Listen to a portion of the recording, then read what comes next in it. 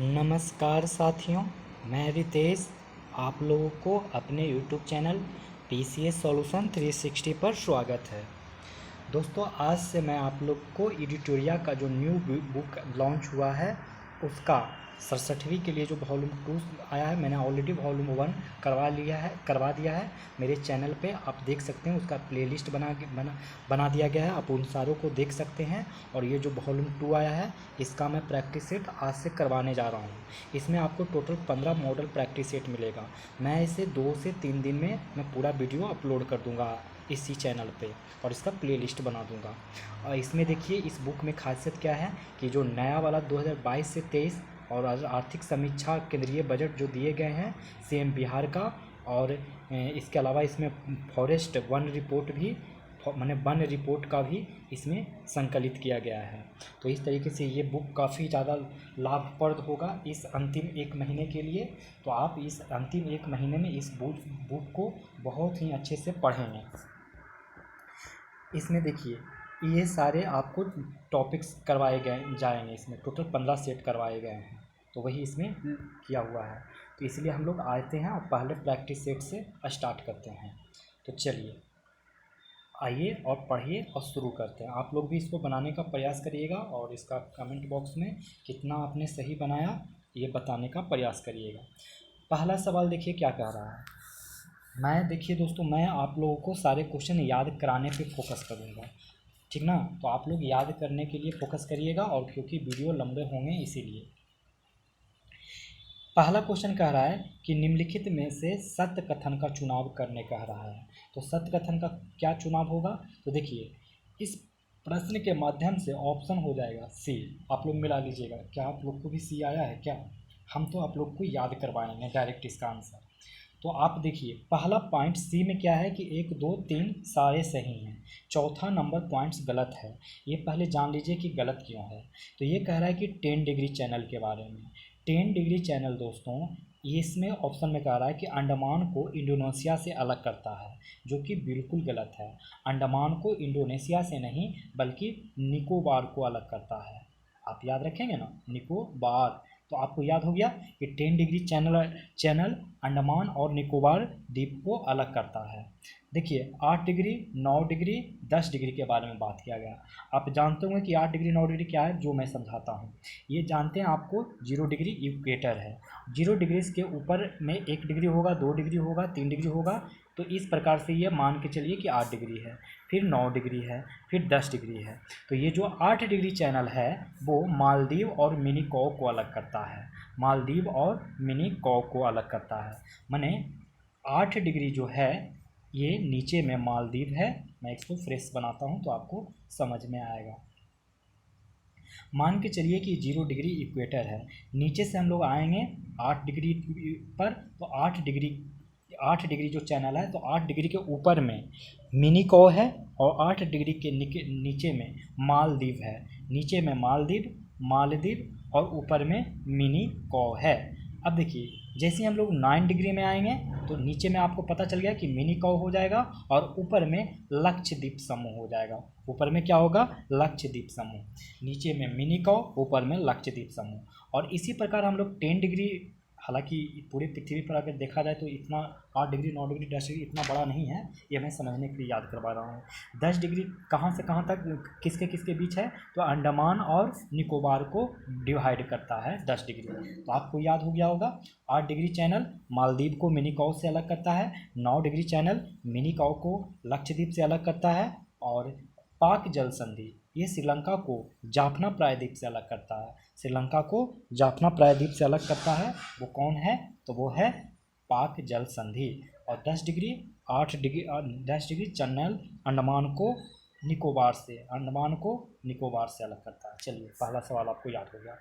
दूसरा सवाल देखिए क्या कह रहा है कि भारतीय हिमालय कह रहा है, और यह स्पष्ट रूप से कह दिया गया है कि भारतीय क्षेत्र की सबसे ऊंची चोटी क्या है। तो इसका आप लोग बहुत ही आसानी से जवाब बता सकते हैं, कंचनजंगा, जो कि सिक्किम में है।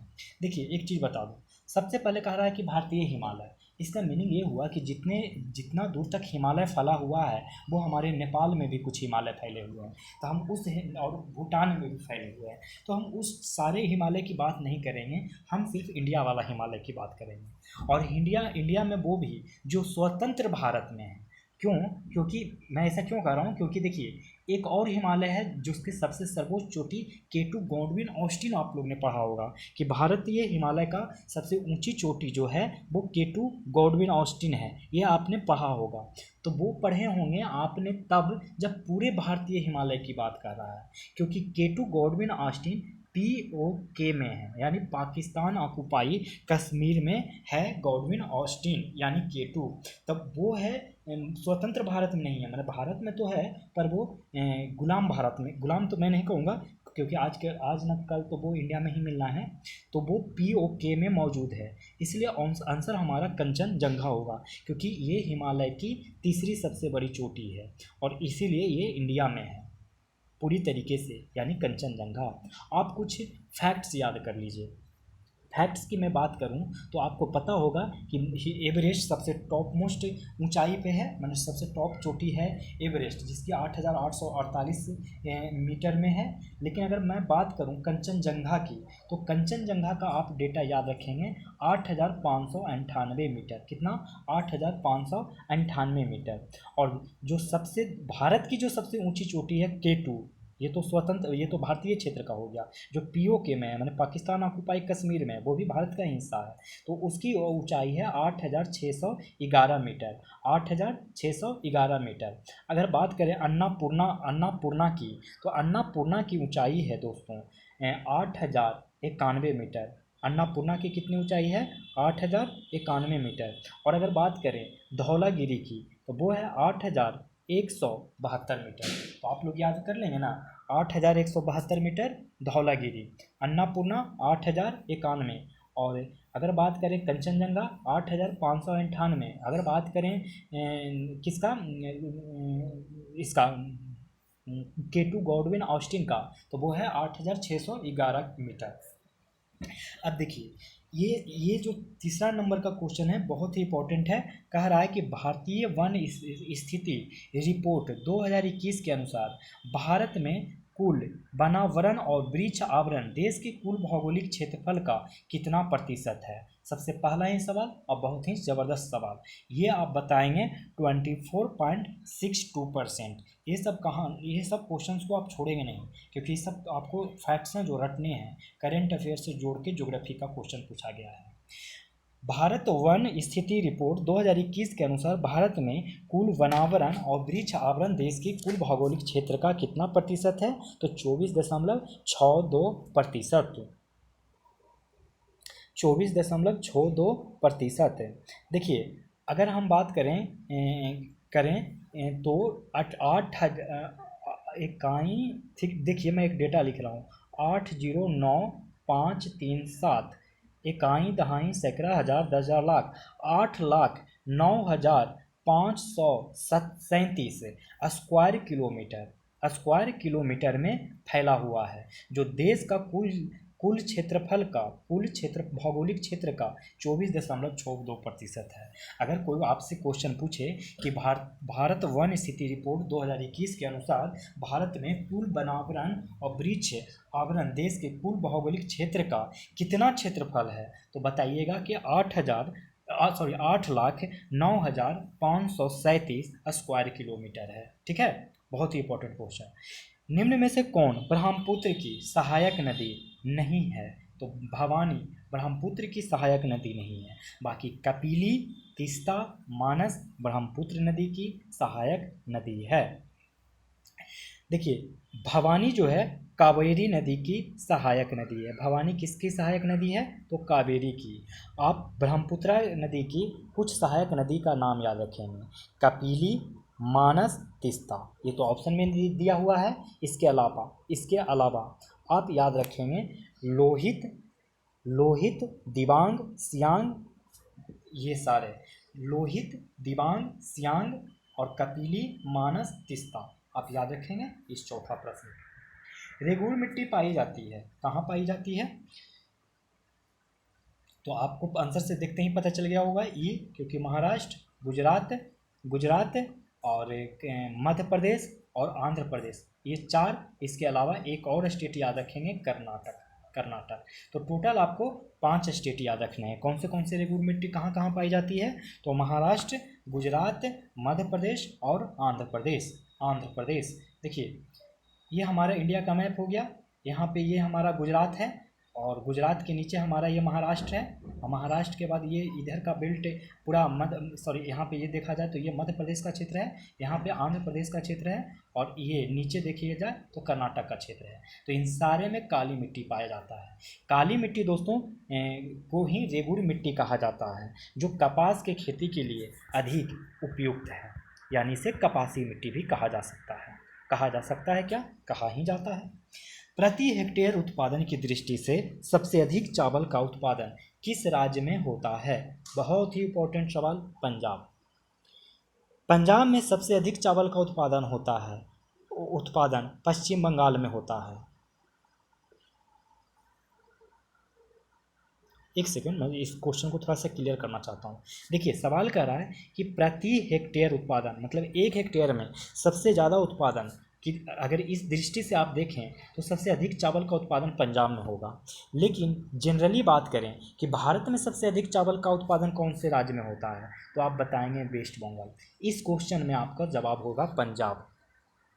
चावल के फसल क्षेत्र के आधार पर उत्तर प्रदेश का शीर्ष स्थान है। चावल के प्रति हेक्टेयर उत्पादन में पंजाब सबसे अग्रणी राज्य है। चावल के फसल क्षेत्र के आधार पर, माने चावल का जो क्षेत्र है फसल का वो कहाँ है, तो यूपी उसके लिए फर्स्ट पोजीशन पे है। तो 3 राज्यों को 3 तरीके से आप याद रखेंगे। अगर पूछा जाए कि भारत में सबसे अधिक चावल का उत्पादन कौन से राज्य में होता है, वेस्ट बंगाल। अगर ये पूछे कि प्रति हेक्टेयर उत्पादन की दृष्टि से सबसे अधिक चावल का उत्पादन किस राज्य में होता है, तो बताएंगे पंजाब। अगर ये पूछे कि चावल के फसल क्षेत्र के आधार पर, तो आपको जवाब देना है उत्तर प्रदेश पहला राज्य है। अब देखिए 7 नंबर में क्वेश्चन कर रहा है कि सूची 1 को सूची 2 से मिलाएं। एक तरफ है आपका नेशनल पार्क और दूसरी तरफ है राज्य कहाँ कहाँ है। तो आपको पता होगा कि जिम कॉर्बेट उत्तराखंड में है, बांधवगढ़ मध्य प्रदेश में है, दम्फा मिजोरम में है, रणथंभौर राजस्थान में है। रणथंभौर कहाँ है दोस्तों? राजस्थान में। और एक बात बता दूं, ये सारे के सारे चारों के चारों नेशनल पार्क है, बाघ माने टाइगर रिजर्व भी हैं। तो टाइगर रिजर्व इन चारों ही टाइगर रिजर्व हैं। जिम कॉर्बेट कहाँ है? उत्तराखंड। बांधवगढ़ मध्य प्रदेश, दम्फा मिजोरम, रणथंभौर राजस्थान। 8 नंबर, भारत में यूरेनियम उत्पादन में अग्रणी राज्य कौन है? तो वो है झारखंड। भारत का 80% यूरेनियम दोस्तों झारखंड के सिंहभूम जिला के जादूगोरा खान क्षेत्र से प्राप्त होता है। आंध्र प्रदेश अभ्रक भंडारण के लिए प्रसिद्ध है। आंध्र प्रदेश किसके लिए प्रसिद्ध है दोस्तों? तो अभ्रक भंडारण के लिए प्रमुख है, उत्पादन के लिए नहीं। यूरेनियम के उत्पादन में अग्रणी राज्य कौन हो गया? झारखंड का सिंहभूम जिला। और अगर पूछा जाए कि आंध्र प्रदेश किसके लिए प्रसिद्ध है, तो अभ्रक भंडारण में प्रसिद्ध है। और अगर मध्य प्रदेश की हम अगर बात करें तो तांबा उत्पादन में प्रथम, अगर तांबा का उत्पादन किया जाए तो उसमें प्रथम कौन होगा? मध्य प्रदेश। और अगर हम उड़ीसा की बात ही करें तो बॉक्साइट का उत्पादन और भंडारण दोनों ही दृष्टि में सबसे अधिक उड़ीसा है। उड़ीसा किसके उत्पादन में प्रसिद्ध है? तो बॉक्साइट के उत्पादन और भंडारण में। आंध्र प्रदेश अभ्रक के भंडारण में प्रथम है। मध्य प्रदेश तांबा के उत्पादन में दोस्तों उत्पादन में प्रथम है। झारखंड यूरेनियम के उत्पादन में। 9 नंबर, भारत में सर्वाधिक वर्षा निम्न में से किन क्षेत्रों में होती है? तो पश्चिम घाट, हिमालय क्षेत्र तथा मेघालय। भारत में सर्वाधिक वर्षा निम्न में से किन क्षेत्रों में होती है? तो पश्चिमी घाट, हिमालय क्षेत्र और मेघालय। अब निम्नलिखित में से कौन सी सुमेलित नहीं है? आपको कौन सी सुमेलित नहीं है जो बताना है। एक तरफ जनजाति है, दूसरी तरफ क्षेत्र है। तो देख लीजिए इसका आंसर मैं आपको ऐसे बता देता हूँ कि बी है एनु जनजाति। एनु जनजाति दक्षिण कोरिया में नहीं है, क्योंकि एनु जनजाति है जापान में। एनु जनजाति कहाँ है दोस्तों? जापान। बाकी पिग्मी, कांगो, बद्दू अरब, मसाई केन्या। पिग्मी, कांगो, बद्दू अरब, मसाई केन्या, एनु जापान। इसके अलावा कुछ और आपको जनजाति विश्व में याद कर लीजिए, जो कि इस बुक में लिखा हुआ है, थोड़ा आपको मतलब आसान पड़ेगा। रेड इंडियन जो है दोस्तों उत्तर अमेरिका की जनजाति है। रेड इंडियन कहाँ की है? उत्तर अमेरिका की। जुलू जनजाति कहाँ की है? दक्षिण अफ्रीका की। जुलू जनजाति कहाँ है? दक्षिण अफ्रीका। रेड इंडियन कहाँ है? उत्तर अमेरिका। एबोर्जियस, मैं लिख देता हूँ, आपको कन्फ्यूजन ना होना चाहिए। एबोर्जियस, एबोर्जियस ये कहाँ की है? तो ऑस्ट्रेलिया की। एबोर्जिस ऑस्ट्रेलिया की। खिरगिज कहाँ की है? मलेशिया की। खिरगिज कहाँ की है? मलेशिया की। Bushman Kalahari. बुशमैन कहाँ की है? कालाहारी। मसाई आपको पता हो गया, केन्या। तो आप थोड़ा से इन सारों को ध्यान में रखेंगे। अब देखेंगे कि रिंग ऑफ फायर से अभिप्राय है। रिंग ऑफ फायर से अभिप्राय क्या है दोस्तों? तो वो अभिप्राय है कि प्रशांत महासागर में भूकंप एवं ज्वालामुखी से प्रभावित क्षेत्र। रिंग ऑफ फायर से अभिप्राय क्या है? तो प्रशांत महासागर में भूकंप एवं ज्वालामुखी से प्रभावित क्षेत्र। भूमध्य रेखा कितने देशों से होकर गुजरती है? तो ये गुजरती है 13 देशों से। भूमध्य रेखा कितने देशों से होकर गुजरती है? तो 13 देशों से। और कितने महाद्वीपों से होकर गुजरती है? तो 3 महाद्वीप से। और 3 महासागरों से ही भी होकर गुजरती है। 3 महाद्वीप कौन से हैं? तो अफ्रीका, एशिया और दक्षिण अमेरिका। 3 महाद्वीप कौन से हैं? तो अफ्रीका, एशिया और दक्षिण अमेरिका। और 3 महासागर कौन हैं? तो अटलांटिक महासागर, प्रशांत महासागर और हिंद महासागर। 13 नंबर, निम्नलिखित में से कौन सी ठंडी जलधारा है? तो ठंडी जलधारा कौन है दोस्तों? तो देखिए इसका आंसर यू होगा। क्यों? क्योंकि देखिए हम्बोल्ट या पेरुवियन धारा, हम्बोल्ट धारा को ही पेरुवियन धारा कहते हैं। ये ठंडी जलधारा है। ओयोसियो धारा ठंडी जलधारा है।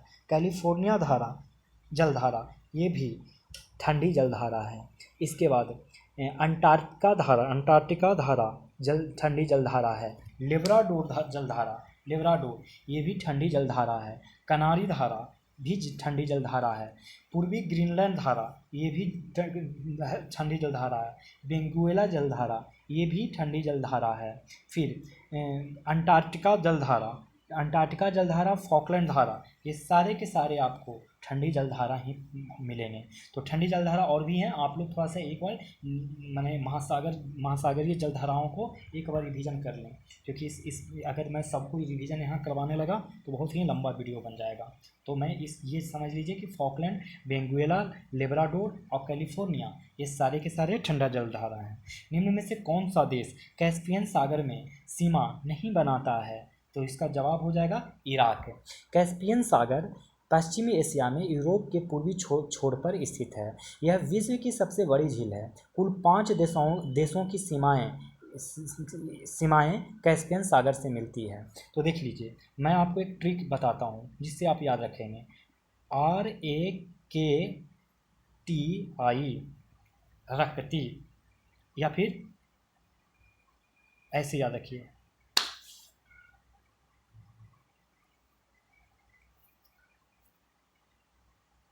हम बताता हूँ मैं। कटरी,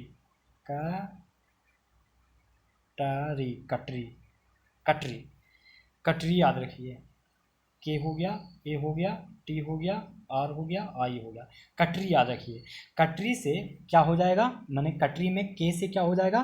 तो कजाकिस्तान। फिर क्या होगा? ए से अजरबैजान। फिर टी से तुर्कमेनिस्तान। आर से रूस। आई से कौन हो जाएगा? ईरान। ये इराक नहीं ईरान है। तो कैस्पियन सागर से यही 5 कंट्री लगते हैं। कौन से? तो कजाकिस्तान, अजरबैजान, तुर्कमेनिस्तान और ईरान। तुर्कमेनिस्तान और रसिया और ईरान। तो इसका आंसर क्या हो जाएगा? इराक नहीं लगता है। बालियारिक द्वीप समूह कहाँ स्थित है? बालियारिक द्वीप समूह कहाँ स्थित है? तो भूमध्य सागर में स्थित है। बालियारिक द्वीप समूह कहाँ स्थित है? तो भूमध्य सागर में है। ये स्पेन के तट के पास स्थित है। ठीक है, अब देखते हैं 16 नंबर। बिहार की सीमा से संबंधित निम्न में से कौन सा कथन सही है? तो इसका सही कथन हो जाएगा ऑप्शन ई। और कौन सा ऑप्शन सही होंगे? तो ए, बी और डी सही होंगे। मैं पहले याद करवा देता हूँ, उसके बाद हम डी वाला पढ़ेंगे। ए ऑप्शन, बिहार की सीमा से संबंधित कथन में पहला पॉइंट, बिहार राज्य की सीमा को स्पर्श करने वाले भारत के राज्यों की संख्या 3 है। एक का नाम उत्तर प्रदेश, एक का नाम झारखंड और एक का नाम वेस्ट बंगाल है। तो बिहार राज्य की सीमा को स्पर्श करने वाले भारत के राज्यों की संख्या 3 हो गया। पश्चिम बंगाल और नेपाल के साथ सीमा साझा करने वाला जिला किशनगंज है। ये बिल्कुल सही है कि पश्चिम बंगाल और नेपाल, ये आप जानते होंगे कि ये हमारा कुछ इस प्रकार से रफली हमारा बिहार है, और यहाँ पे किशनगंज है जो कि नेपाल और पश्चिम बंगाल से भी सीमा साझा करता है। नंबर डी कह रहा है कि कर्मनाशा नदी गंगा में दक्षिण से आकर मिलने वाली नदियों में से एक है। जानते होंगे कि ये हमारे अगर बिहार का मैप है और बीच से गंगा निकलती है, तो ये दक्षिण से होकर जाती है कर्मनाशा नदी। दक्षिण बिहार की नदी है ये कर्मनाशा नदी, और वो गंगा में जाकर मिलती है। सी वाला पॉइंट कर रहा था जो कि गलत था कि नेपाल के साथ सीमा साझा करने वाला बिहार के जिलों की संख्या कितनी है? तो 8 है, जो कि गलत है। 8 नहीं है दोस्तों, ये 7 ही है। नेपाल के साथ सीमा साझा करने वाले बिहार के जिलों की संख्या कितनी है? तो 7 ही है।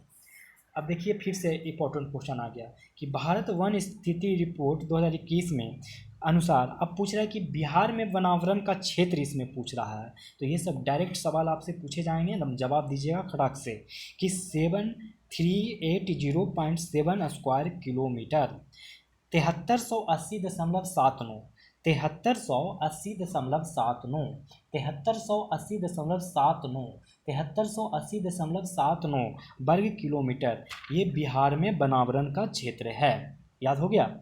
यहाँ पे देखिए एक सवाल और पूछेगा कि बिहार का जितना भौगोलिक क्षेत्र है उसका कितना प्रतिशत है? ये 7380.79 वर्ग किलोमीटर। तो बताएंगे 7.84%। 7.84%।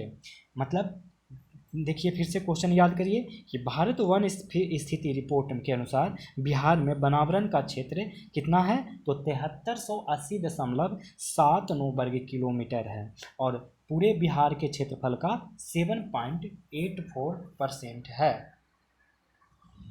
अब देखते हैं क्वेश्चन नंबर 18। कह रहा है कि गंगा में उत्तर की ओर से मिलने वाली नदी है। तो उत्तर की ओर से आकर मिलने वाली कौन सी नदी है? तो घाघरा। गंगा में उत्तर की ओर से मिलने वाली नदी कौन है? घाघरा। ये तीनों जो देख रहे हैं दक्षिण से आकर मिलने वाली नदी है। ठीक है, नदी है। देख लीजिए उत्तर की ओर से गंगा से मिलने वाली नदियाँ आप याद रख लें थोड़ा बहुत। एक घाघरा हो गया, एक गंडक हो गया, बूढ़ी गंडक हो गया, बागमती, कमला, कोसी, महानंदा। फिर से आप याद रख लीजिए कौन से। तो आप याद रखेंगे कि घाघरा, गंडक, बूढ़ी गंडक, बागमती, कमला, कोसी, महानंदा। जबकि दक्षिण से मिलने वाली कुछ नदियां याद रख लीजिए, करमनाशा, सोन, पुनपुन, फल्गु, सकरी भी नीचे से आके मिलता है। क्यूल और अजय, ये सब नदियां, क्यूल और अजय कहाँ से आकर मिलता है? तो नीचे से, माने दक्षिण से नहीं मिलता है। 19 नंबर क्वेश्चन देखिए, कह रहा है कि निम्नलिखित में से कौन सा युग्म सही युग्म को पहचान करें? निम्न में से सही युग्म को पहचान करें। तो 19 का आंसर हो जाएगा डी। धारवाड़ चट्टान मुंगेर और जमुई भागलपुर जिले में है। धारवाड़ चट्टान कहाँ मिलेगा? तो मुंगेर, जमुई और भागलपुर जिला में। बाकी तीनों गलत हैं। तो सही कथन माने सही क्या होगा जो जान लीजिए। विंध्य चट्टानें आपको कैमूर में देखने को मिलेगा, रोहतास में देखने को मिलेगा, और क्वाटनरी मिलेगा आपको देखने के लिए आरा बक्सर में। क्वाटनरी मिलेगा आरा बक्सर में। और विंध्य कहाँ मिलेगा? कैमूर और रोहतास में। विंध्य चट्टान कहाँ मिलेगा? कैमूर, रोहतास में। क्वाटनरी चट्टानें आरा और बक्सर में। और इसके अलावा सारण में भी देखने को मिलेगा। सारण में क्वाटनरी चट्टानें आरा, बक्सर और सारण में मिलेगा। अगर हम बात करें टर्शियरी चट्टान की, तो चंपारण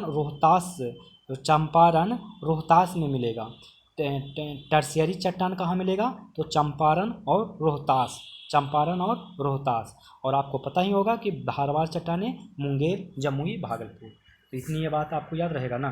बिहार में डोलामाइट अयस्क पाया जाता है, तो आपको पता होगा रोहतास में। रोहतास में डोलामाइट कहाँ, अयस्क कहाँ पाया जाता है? रोहतास में। रोहतास में और भी खनिज पाए जाते हैं जिनको याद रखेंगे। पाइराइट एक खुद डोलामाइट हो गया, और चूना पत्थर। पाइराइट, डोलामाइट और चूना पत्थर का भंडार बिहार में कहाँ है? तो रोहतास में। बिहार का शिशु लिंगानुपात कितना है? तो ये है 935। बिहार का शिशु लिंगानुपात कितना है? तो 935। और अगर देश का पूछा जाए तो बताइएगा 918। ये भारत का शिशु लिंगानुपात है, और 918 और 935 बिहार का शिशु लिंगानुपात है। निम्न में से किस हड़प्पा सभ्यता के किस स्थल से कब्रिस्तान एच और समाधि R37 का साक्ष्य मिला है? तब वो मिला है हड़प्पा से। हड़प्पा से। निम्न में से किस हड़प्पा सभ्यता के किस स्थल से कब्रिस्तान एच और समाधि R37 का साक्ष्य मिला है? तो हड़प्पा से। हड़प्पा से। निम्न में से सही युग्म की पहचान करें। तो सही युग्म क्या हो जाएगा? तो ई। क्यों होगा सही युग्म ई? तो देखिए, योग दर्शन के प्रतिपादक पतंजलि हैं। योग दर्शन के प्रतिपादक पतंजलि हैं, और सांख्य दर्शन के दोस्तों कपिल हैं। सांख्य दर्शन के कपिल हैं, तो इस हिसाब से ये तो गलत हो गया। सांख्य दर्शन के कपिल हैं, और न्याय दर्शन के गौतम हैं। न्याय दर्शन के गौतम हैं, और उत्तरी मीमांसा या वेदांत दर्शन के प्रतिपादक बदरायन हैं। तो इसलिए ऑप्शन ई हो जाएगा। 24, फिर से सूची 1 को सूची देव से मिलाने कह रहा है। एक तरफ महाजनपद का नाम है, दूसरी तरफ उसकी राजधानी है। तो देखिए क्या इसका सही हो जाएगा। मल्ल की राजधानी, आप बताइए कि मल्ल की राजधानी कहाँ है? तो मल्ल की राजधानी दोस्तों कुशीनगर में है। मल्ल की राजधानी कुशीनगर में। कंबोज की राजधानी हाटक। कंबोज की राजधानी हाटक है। असमक की राजधानी पाटन। असमक की राजधानी पाटन। पांचाल की राजधानी कहाँ है दोस्तों? अहिछत्र। पंचाल की राजधानी अहिछत्र। और मगध गिरिव्रज। तो याद हो गया ना ये पांचों महाजनपद की राजधानी। मल्ल का कहाँ? कुशीनगर। कंबोज का कहाँ? हाटक। असमक का कहाँ? पाटन। पांचाल का कहाँ? अहिछत्र। मगध गिरिव्रज जिसको कहते हैं। देखेंगे 25 नंबर क्वेश्चन। 25 कह रहा है कि गौतम बुद्ध द्वारा बौद्ध धर्म में दीक्षित किया जाने वाला अंतिम व्यक्ति निम्नलिखित में से कौन था? तो अंतिम व्यक्ति निम्नलिखित में से कौन था दोस्तों? तो वो था सुभद्र। गौतम बुद्ध द्वारा बौद्ध धर्म में दीक्षित किया जाने वाला अंतिम व्यक्ति निम्नलिखित में से कौन था? तो सुभद्र था। कौटिल्य के अर्थशास्त्र में वर्णित सप्तांग सिद्धांत में निम्न में से किसकी व्याख्या नहीं है? तो वो है श्रेष्ठ। कौटिल्य के अर्थशास्त्र में वर्णित सप्तांग सिद्धांत में निम्न में से किसकी व्याख्या नहीं है? तो वो है श्रेष्ठ सप्तांग सिद्धांत। आपको पता होगा कि कौटिल्य के रचित एक पुस्तक है अर्थशास्त्र, उसमें सप्तांग सिद्धांत के बारे में बात किया गया है। तो आप वो 7 सिद्धांत याद रखेंगे, क्योंकि आपको याद रखना जरूरी है। पहला उन्होंने बताया कि राजा का होना जरूरी है, फिर बताया अमात्य का होना जरूरी है। क्या बताया? अमात्य का होना जरूरी है। फिर बताया जनपद। क्या बताया? जनपद। फिर बताया दुर्ग, माने किला जिसको कहते हैं, दुर्ग। राजा, अमात्य, जनपद, दुर्ग, 3 हो गया। उसके बाद कोष मतलब धन होना चाहिए एक राज्य को चलाने के लिए। कोष के बाद दंड माने न्याय होना चाहिए, और दंड के बाद मित्र भी होना चाहिए, आपके मित्र राष्ट्र होने चाहिए। राजा, अमात्य, जनपद, दुर्ग, कोष, दंड और मित्र। चलिए 26 हो गया। 27 हिजरी संवत आरंभ हुआ। तो हिजरी संवत आरंभ हुआ पैगंबर साहब के मक्का से मदीना प्रस्थान करने के उपलक्ष्य में। हिजरी संवत आरंभ हुआ पैगंबर साहब के मक्का से मदीना प्रस्थान करने के उपलक्ष्य में। देखिए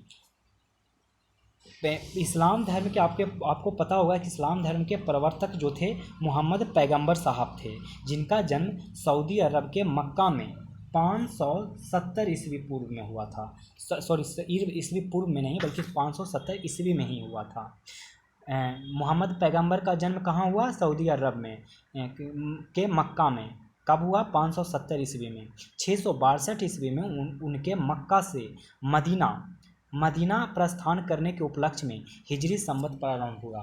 662 ईस्वी में उनके मक्का से मदीना प्रस्थान करने के उपलक्ष्य में हिजरी संवत प्रारंभ हुआ। तो आपको पता चल गया कि हिजरी संवत क्या है।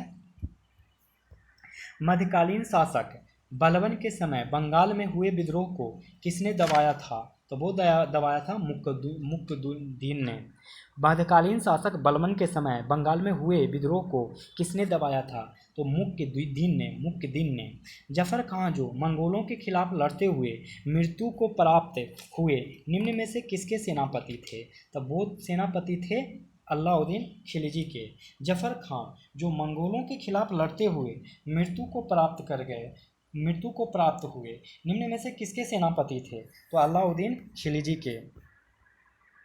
कबीर निम्न में से किसके शिष्य थे? तो वो शिष्य थे रामानंद के। कबीर निम्न में से किसके शिष्य थे? तो रामानंद के। निम्न में से कौन अकबर के दरबारी चित्रकार थे? नीचे दिए गए कूट से सही उत्तर चुनिए। तो वो है सही उत्तर ई ऑप्शन। अकबर के साथ चित्रकार क्यों? देखिए इसका कि अकबर के दरबारी चित्रकार कौन थे? तो अकबर के समय के चित्रकार थे दसवंत, बसावन, केशवलाल, मुकुंद, अब्दुल सम्मद। आप अकबर के समय के चित्रकार याद रखिए कौन कौन? दसवंत, बसावन, केशवलाल, मुकुंद, अब्दुल सम्मद। दसवंत, बसावन, केशवलाल, मुकुंद, अब्दुल सम्मद। और जहांगीर के समय के चित्रकार याद रखिए अबुल हसन, उस्ताद मंसूर, फारूक बेग। अबुल हसन, उस्ताद मंसूर, फारूक बेग। अकार रिजा मोहम्मद नादिर, मनोहर। एक आखिरी में मनोहर है।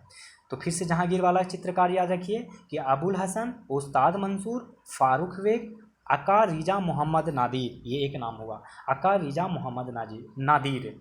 फिर लास्ट में मनोहर। तो ये जहांगीर के समय में। और अकबर के समय वाला याद रखिए दसवंत, वसावन, केशवलाल, मुकुंद, अब्दुल सम्मद। तो ये सब अकबर के समय के चित्रकारी थे। तो इसमें से कोई आपको मिला क्या? नहीं मिला। तो ये क्या हो जाएगा? ऑप्शन ई, मानी से कोई शामिल नहीं थे। 32 नंबर देखिए।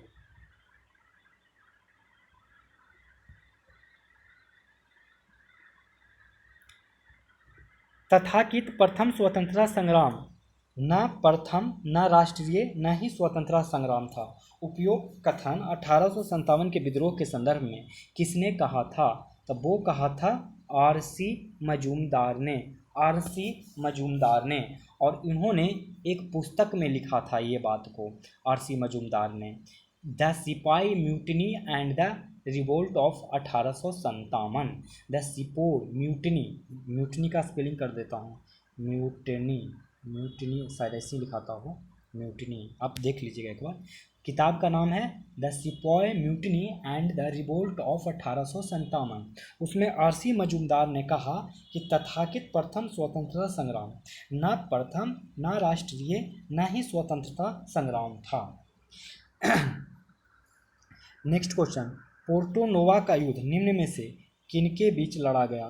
तो वो लड़ा गया हैदर अली और सर आयर कूट के बीच में, जिसमें हैदर अली पराजित हो गया। कब लड़ा गया ये लड़ाई? 1781 में। ये पोर्टो नोवा का युद्ध है। पोर्टो नोवा का युद्ध निम्न में से किसके बीच लड़ा? तो हैदर अली और आयर कूट के बीच। भारतीय प्रेस का मुक्तिदाता कहा जाता है चार्ल्स मेटकॉफ को। भारतीय प्रेस का मुक्तिदाता कहा जाता है चार्ल्स मेटकॉफ को। इन्होंने 1835 में भारतीय प्रेस पर लगे प्रतिबंध को हटा दिया और स्वतंत्रता प्रदान किया, इसीलिए इनको भारत के प्रेस का मुक्तिदाता कहा जाता है। 1835 में मेटकॉफ ने प्रतिबंध हटा दिया था। बिहार में 1857 के विद्रोह का नेतृत्व किया था, तो वो किया था कुंवर सिंह ने। बिहार में 1857 के विद्रोह का नेतृत्व किसने किया, तो कुंवर सिंह ने किया।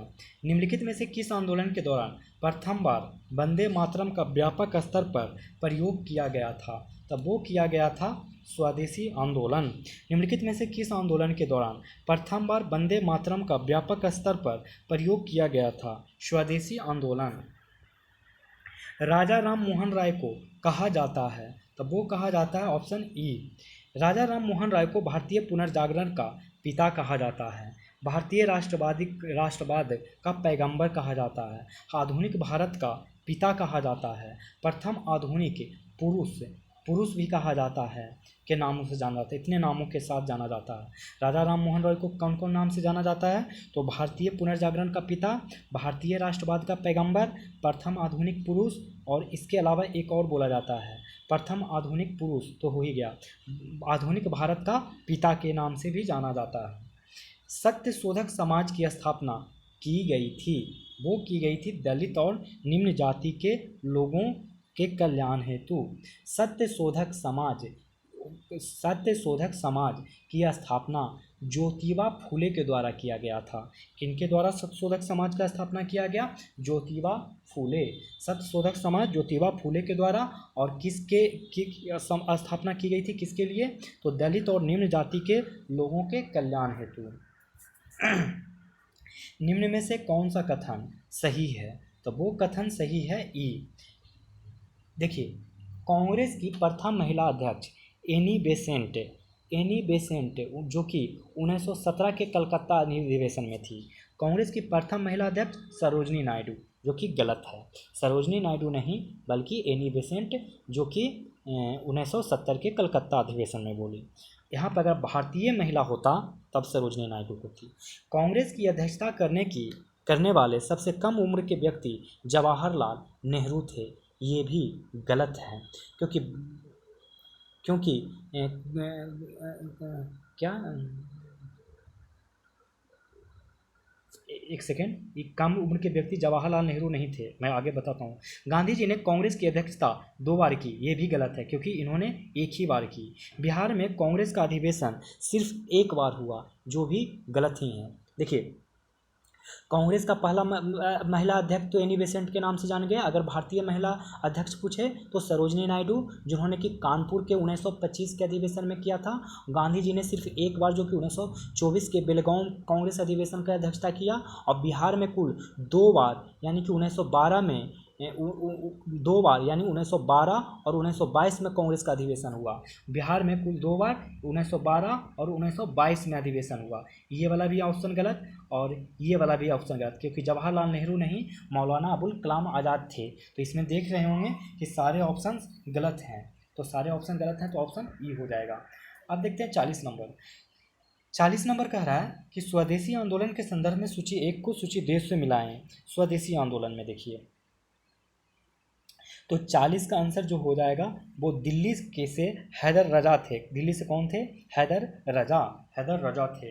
दिल्ली के क्षेत्र से नेतृत्वकर्ता कौन थे, हैदर रजा। और मद्रास के क्षेत्र से कौन थे, तो चिदम्बरम पिल्ले। मद्रास क्षेत्र से कौन थे, तो चिदम्बरम पिल्ले। पुणे के क्षेत्र से कौन थे, तो बाल गंगाधर तिलक। पुणे के क्षेत्र से बाल गंगाधर तिलक। पंजाब के क्षेत्र से लाला लाजपत राय। दिल्ली के क्षेत्र से हैदर रजा। मद्रास के क्षेत्र से चिदम्बरम पिल्ले। पुणे के क्षेत्र से बाल गंगाधर तिलक। पंजाब के क्षेत्र से लाला लाजपत राय। करजन के समय बंगाल विभाजन के विरोध में स्वदेशी आंदोलन चलाया गया था। स्वदेशी आंदोलन किस लिए चलाया गया था, तो बंगाल विभाजन के विरोध में, जो कि करजन के द्वारा बंगाल विभाजन किया गया था। नीचे दिए गए घटनाक्रमों पर विचार कीजिए तथा नीचे दिए गए कूट का प्रयोग कर उन्हें कालानुक्रम में व्यवस्थित करें। देखिए, पहला, आप सबका डेट याद रख लेंगे तो सब बन जाएगा। बंगाल का विभाजन जो हुआ था वो हुआ था 16 अक्टूबर 1905 को। बंगाल का विभाजन कब हुआ, 16 अक्टूबर 1905 को। दिल्ली से कलकत्ता राजधानी स्थानांतरण कब हुआ, तो ये हो गया 1911 में। सॉरी, एक बार फिर से देख लें, बंगाल विभाजन जो हुआ था, बंगाल विभाजन दोस्तों हुआ है 16 अक्टूबर 1905 को, 16 अक्टूबर 1905 को। और दिल्ली से कलकत्ता राजधानी स्थानांतरण हुआ है 1911 में, 1911 में दिल्ली से कलकत्ता राजधानी स्थानांतरण हुआ। कांग्रेस का विभाजन हुआ है 1907 में, कांग्रेस का विभाजन 1907 में। और मुस्लिम लीग का गठन हुआ है 1906 में।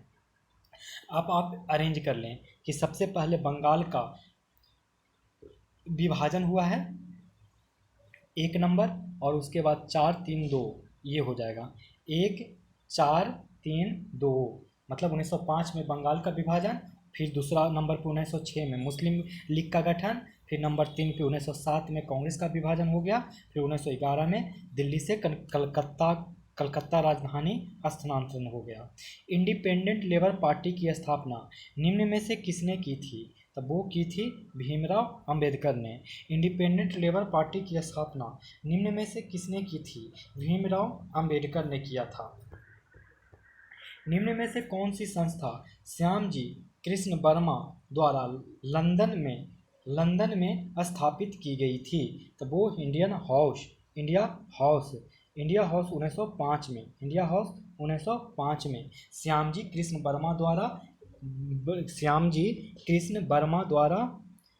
वर्मा ने इंडियन होम रूल सोसाइटी की स्थापना की। उन्होंने ही इंडिया हाउस की स्थापना की थी। इंडियन होम रूल सोसाइटी की स्थापना इंडिया हाउस और इंडियन होम रूल सोसाइटी की भी स्थापना श्यामजी कृष्ण वर्मा ने ही किया।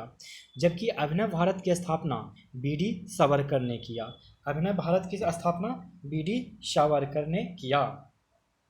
राम प्रसाद बिस्मिल और अशफाक उल्ला खां को फांसी किस षड्यंत्र केस के तहत दी गई थी?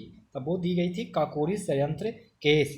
राम प्रसाद बिस्मिल और अशफाक उल्ला खां को फांसी किस षड्यंत्र केस के तहत दी गई? तो काकोरी षड्यंत्र केस। निम्न में से किसने कहा था कि विदेशी वस्त्रों की बर्बादी ही उसके साथ सर्वोत्तम व्यवहार है? तो महात्मा गांधी ने कहा था। निम्न में से किसने कहा था कि विदेशी वस्त्रों की बर्बादी ही उसके साथ सर्वोत्तम व्यवहार है? तो महात्मा गांधी ने केसर ए हिंद की उपाधि लौटा दी। तब वो लौटाई असहयोग आंदोलन के समय। महात्मा गांधी ने केसर ए हिंद की उपाधि लौटाई थी असहयोग आंदोलन के समय।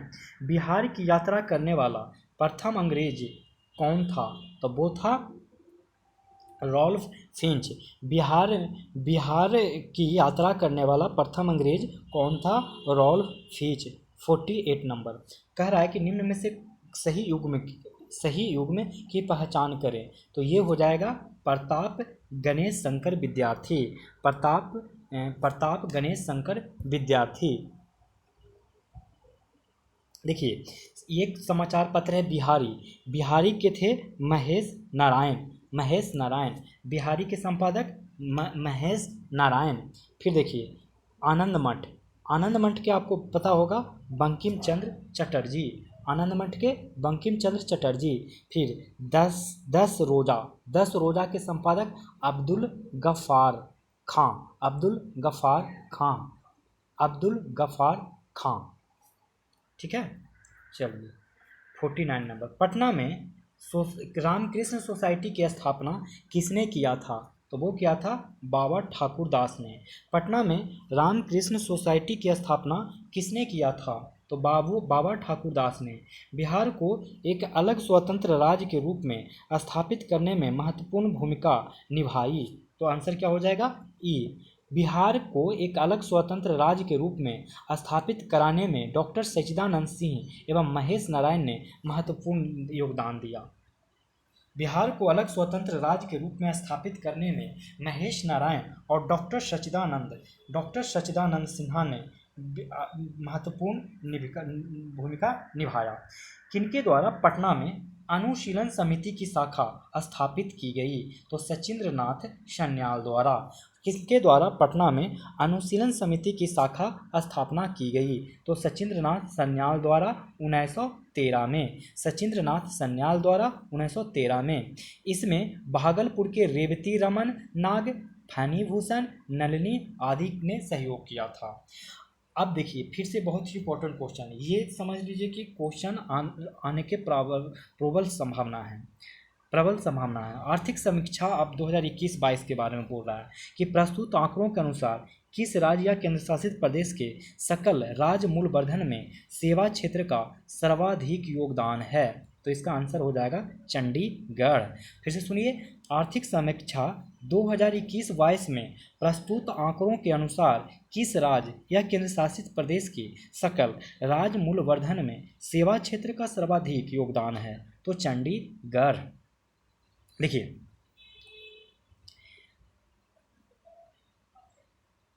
सिक्किम के सकल राज्य मूल्यवर्धन में सेवा क्षेत्र का सबसे कम योगदान है। चंडीगढ़ में 74% योगदान है सेवा क्षेत्र का, तो सिक्किम में सबसे कम 24.25% ही योगदान है टर्शियरी सेक्टर का। तो तृतीयक सेवा क्षेत्र का माने सेवा क्षेत्र किस में आता है? तो टर्शियरी सेक्टर में आता है। सेवा क्षेत्र में सिक्किम में सबसे कम 24.25% है और वहीं चंडीगढ़ में 74% है सेवा क्षेत्र से। 53 नंबर, वर्तमान में राष्ट्रीय आय की गणना हेतु आधार वर्ष है 2011-12। वर्तमान में राष्ट्रीय आय की गणना हेतु आधार वर्ष क्या है? 2011-12। इंदिरा गांधी आवास योजना की शुरुआत किस पंचवर्षीय योजना में हुई? तो वो हुई 7th यानी 7वीं पंचवर्षीय योजना में। इंदिरा गांधी आवास योजना की शुरुआत किस पंचवर्षीय योजना में हुई? तो 7वां पंचवर्षीय योजना इंदिरा आवास में कब हुआ? तो 1985-86 में। और ये 7वीं पंचवर्षीय योजना 1985 से लेकर 1990 में तक था। 7वीं पंचवर्षीय योजना 1985 से 1990 तक में। चतुर्थ पंचवर्षीय योजना किस मॉडल पर आधारित थी? तो वो थी गॉडगिल।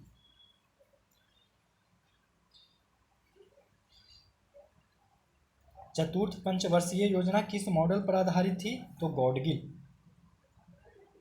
गॉडगिल मॉडल पर आधारित थी और ये 1969 से 74 तक का मॉडल था। 1974 से 74 तक का। निम्न में से सही का चयन करें। निम्न में से अगर सही का चयन करने जाएं तो ऑप्शन ई होगा, क्योंकि एल.के. झा समिति प्रत्यक्ष कर से थे। एल.के. झा समिति प्रत्यक्ष कर से संबंधित है।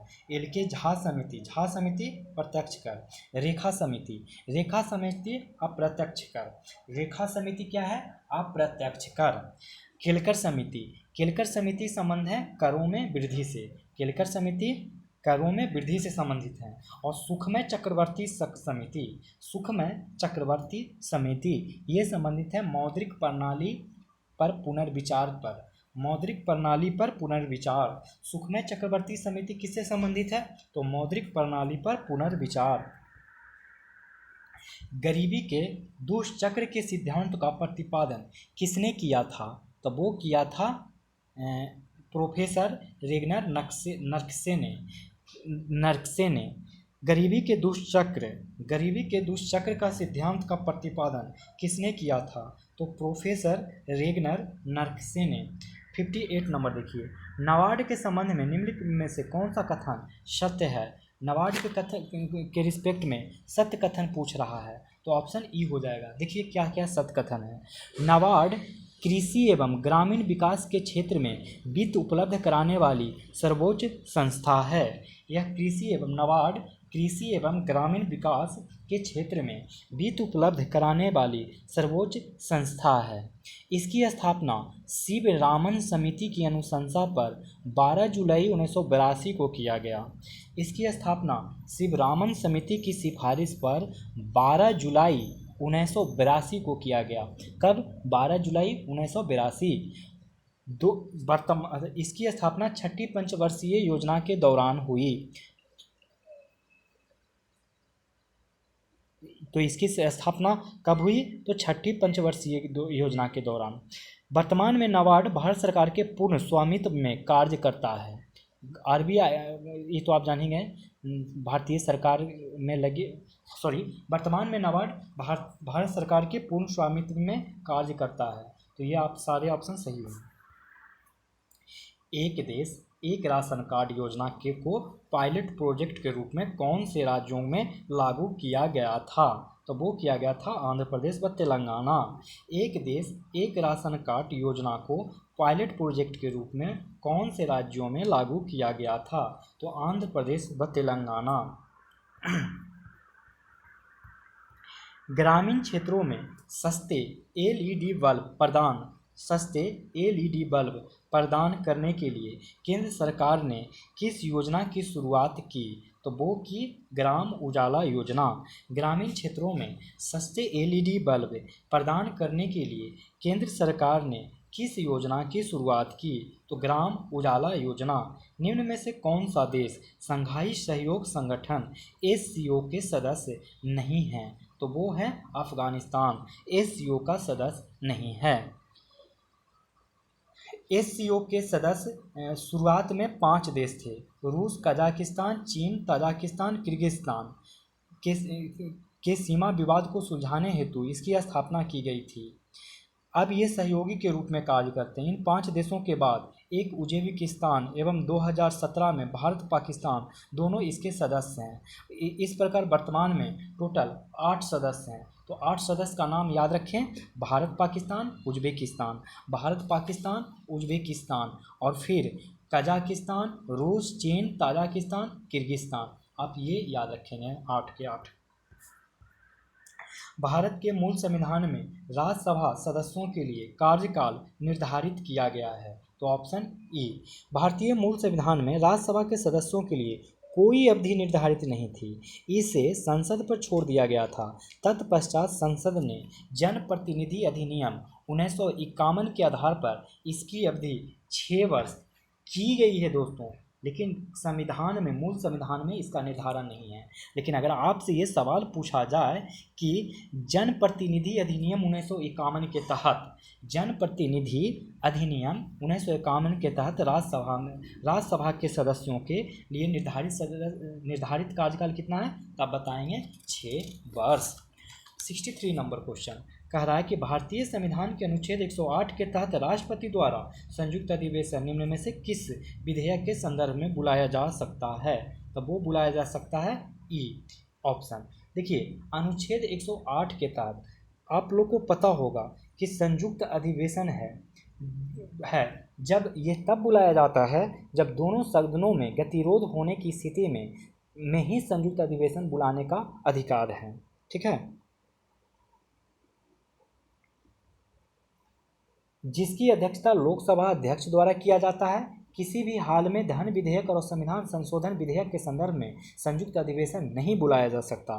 धन विधेयक में तो बिल्कुल नहीं बुलाया जा सकता है, और संविधान संशोधन अधिनियम, ये दोनों में तो बिल्कुल भी नहीं बुलाया जा सकता है। यह केवल साधारण एवं वित्तीय विधेयकों के संदर्भ में बुलाया जा सकता है। ये दोनों साधारण विधेयक और वित्तीय विधेयक के रूप में बुलाया जा सकता है। 1950 से अभी तक कुल 3 बार संयुक्त अधिवेशन बुलाए जा चुके हैं दोस्तों। कितनी बार? 1950 से अभी तक 3 बार। किस 2 के लिए बुलाया जाता है? तो साधारण विधेयक के लिए और वित्तीय विधेयक के लिए। और सबसे पहली बार जो बुलाया गया था तो 1961 में, याद रखेंगे, 1961 में पहली बार बुलाया गया था। ये बुलाया गया था दहेज प्रतिषेध विधेयक के लिए। दहेज प्रतिषेध विधेयक के लिए पहली बार 1961 में, दूसरी बार 1978 में बुलाया गया, जब बात हो रहा था बैंकिंग सेवा आयोग विधेयक की। बैंकिंग सेवा आयोग विधेयक की बात हो रहा था 1978 में। और तीसरा 2002 में बुलाया गया, जब आतंकवाद निवारक विधेयक आना था। 2002 में कौन सा विधेयक आया? तो आतंकवाद निवारक विधेयक। नेक्स्ट सवाल, इनमें से कौन सा सत्य है? इनमें से कौन सा सत्य है? तो 1, 2, 3 ये सारे सत्य हैं। सी ऑप्शन तक सत्य है। पहला ये दोनों देख लेते हैं, सत्य वाला कथन, फिर चौथा में समझाएंगे। कि धन विधेयक सिर्फ लोकसभा में ही पेश किया जा सकता है। धन विधेयक कहाँ पेश किया जाएगा? लोकसभा में। राष्ट्रीय आपातकाल समाप्त करने का संकल्प लोकसभा द्वारा ही पारित कराया जाता है। राष्ट्रपति आपातकाल समाप्त करने का संकल्प लोकसभा द्वारा ही पारित कराया जा सकता है। राष्ट्रपति आपातकाल समाप्त करने का संकल्प लोकसभा द्वारा ही पारित किया जा सकता है।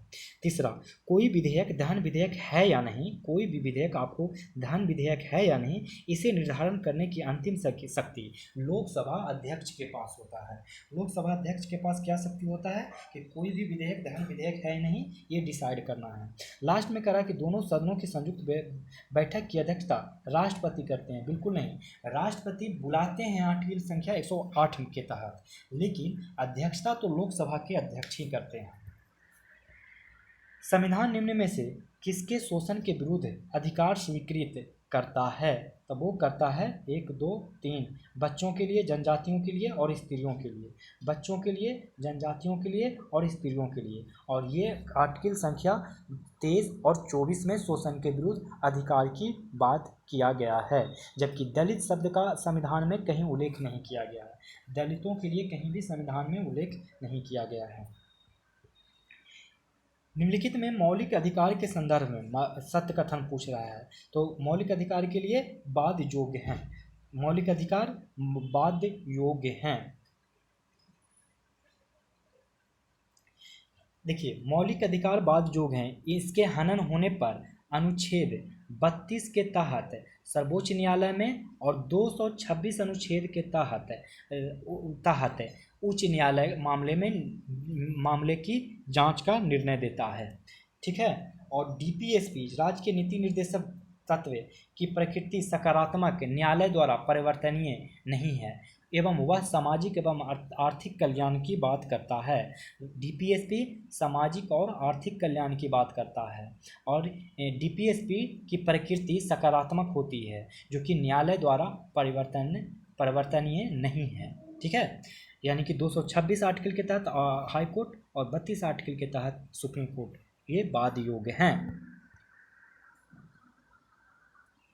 पंचायती राज व्यवस्था में शासन प्रणाली की संरचना क्या है? तो वो है ग्राम, खंड, जिला स्तर पर स्थानीय स्वशासन की त्रिस्तरीय संरचना।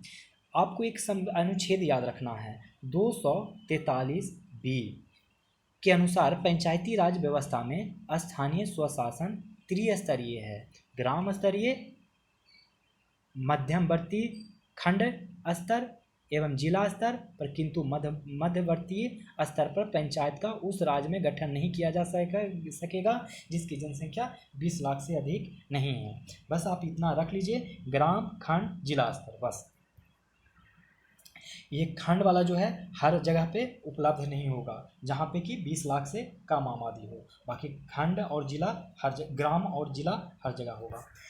राज्यपाल एवं राष्ट्रपति की क्षमादान की शक्ति के संदर्भ में निम्नलिखित में से कौन सा कथन सही है? तो वो कौन सा कथन सही है? तो ऑप्शन ई, अनुच्छेद 161 में राज्यपाल को क्षमादान की शक्ति प्रदान की गई है, जिसके अंतर्गत सिर्फ सैन्य न्यायालय की सजा और मृत्यु दंड की क्षमा को छोड़कर लगभग सभी प्रकार की क्षमादान की शक्ति निहित है। तो 161 में राज्यपाल को, ए ऑप्शन कह रहा है इसमें राज्यपाल और राष्ट्रपति की क्षमादान की शक्ति के संदर्भ में पूछ रहा है। तो राष्ट्रपति सैन्य न्यायालय द्वारा दी गई सजा को क्षमा कर सकता है, परंतु राज्यपाल नहीं। ये तो अभी मैंने बताया। राष्ट्रपति मृत्यु दंड को क्षमा कर सकता है, परंतु राज्यपाल नहीं कर सकता है, तो ये भी सही है। राष्ट्रपति क्षमादान के अंतर्गत किसी की सजा को पूर्णतः मुक्त नहीं कर सकता, ये गलत कथन है। राष्ट्रपति क्षमादान के अंतर्गत किसी की सजा को पूर्णतः मुक्त नहीं कर सकता, राज्यपाल को क्षमादान की कोई शक्ति नहीं है। तो है, क्षमादान की तो बहुत सारी शक्तियां हैं ही। तो ये दोनों गलत है, ये दोनों सही है। तो ऑप्शन ई हो जाएगा। अब देखिए, सूची 1 को सूची 2 से मिलान करने कह रहा है। एक तरफ अनुच्छेद है, उसके दूसरे तरफ एक तरफ अनुच्छेद है तो दूसरी तरफ उसके संबंधित तथ्य हैं। तो इसका आंसर देख लीजिए क्या क्या होगा। अनुच्छेद अगर हम लोग 44 की बात करें तो वो बात कर रहा है समान नागरिक संहिता। अनुच्छेद 44 में क्या बात कर रहा है? तो समान नागरिक संहिता। अगर ग्राम पंचायत का गठन की बात करें तो अनुच्छेद 40 के तहत क्या होता है ग्राम पंचायत का गठन। अगर बात करें कृषि एवं पशुपालन तो वो है आर्टिकल संख्या, इसके लिए 48 व्यवस्थित किया गया है।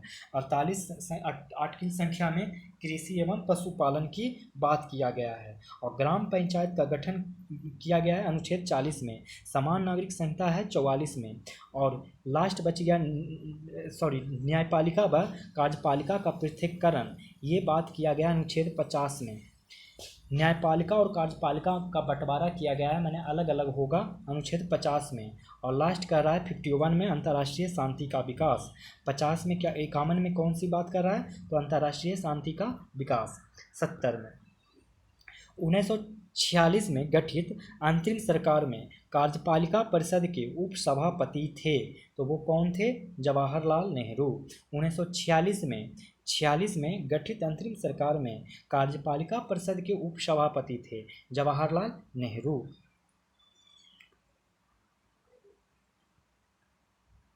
देखते हैं नेक्स्ट क्वेश्चन। सर्वोच्च न्यायालय अपने मूल क्षेत्राधिकार के अंतर्गत किन विषयों की सुनवाई कर सकता है, तो वो कर सकता है ऐसे विवाद जिनमें एक तरफ भारत सरकार हो और दूसरी तरफ एक या एक से अधिक राज्यों की सरकार। सर्वोच्च न्यायालय अपने मूल क्षेत्राधिकार के अंतर्गत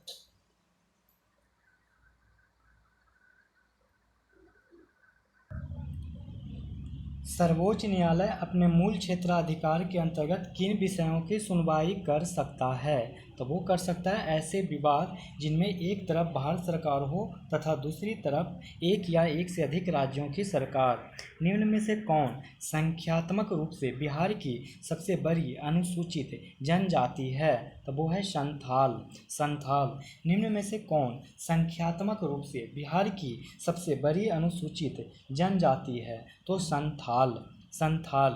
यह बिहार के अतिरिक्त झारखंड, पश्चिम बंगाल और उड़ीसा में भी निवास करती है। 2011 की जनगणना के अनुसार बिहार का न्यूनतम महिला साक्षरता वाला जिला कौन सा है, तो वो है सहरसा।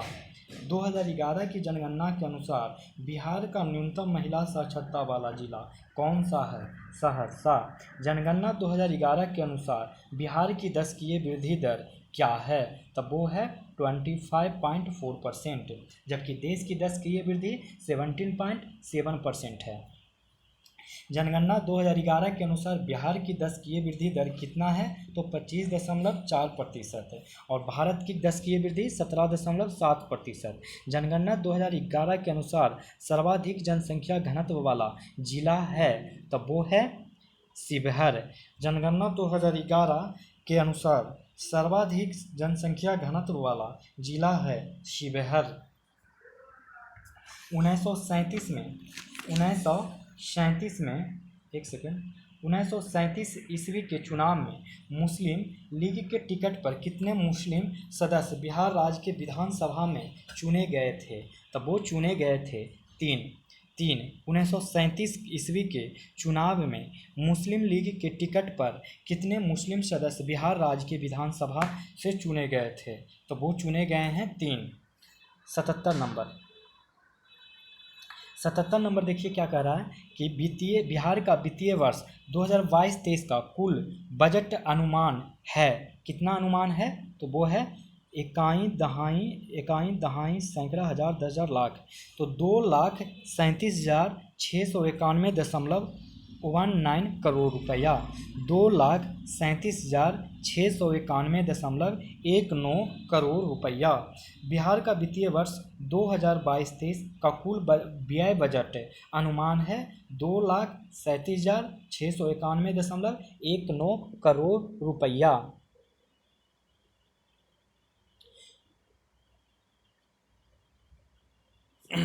और देखिए आपको इसके साथ साथ एक डेटा और याद रखना होगा, ये 2022-23 का है, आपको याद रखना होगा 2021-22 के लिए। 2021-22 में ये डेटा था 2,18,302.70 करोड़ रुपया।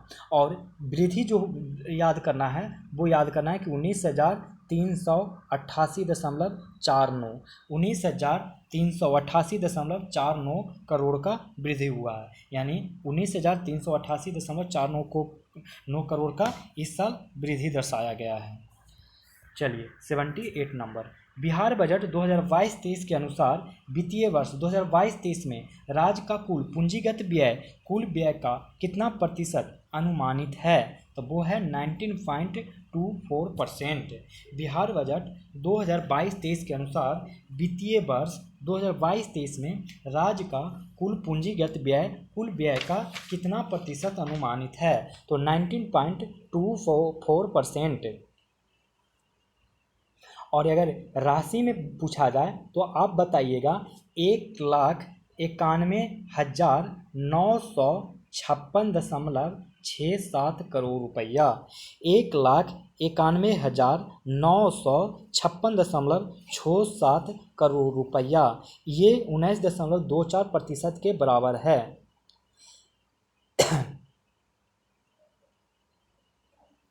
दोस्तों ये राजस्व हैं और यहाँ पूछ रहा है पूंजीगत व्यय, तो पूंजीगत व्यय है 45,734.52 करोड़ रुपया, जो कुल व्यय 237,691.19 करोड़ रुपये का क्रमशः 80.76 एवं 19.24% है।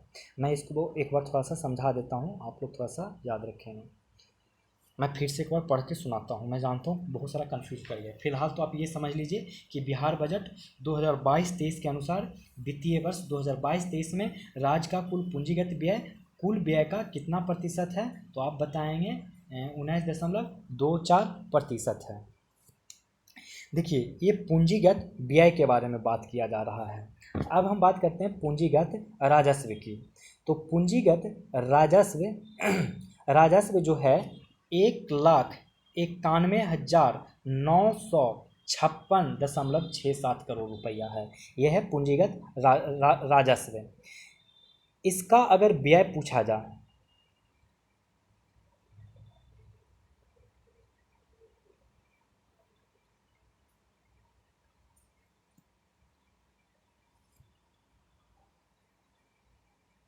और अगर कुल आय पूछा जाए तो इसमें आ जाएगा 80.76%। जिस तरीके से ये है ना 19.24%, उसी तरीके से इसका ये 80.76% आएगा। ठीक है, थोड़ा सा कन्फ्यूजिंग हो रहा है, आप एक बार किताब देख के पढ़ेंगे और समझेंगे।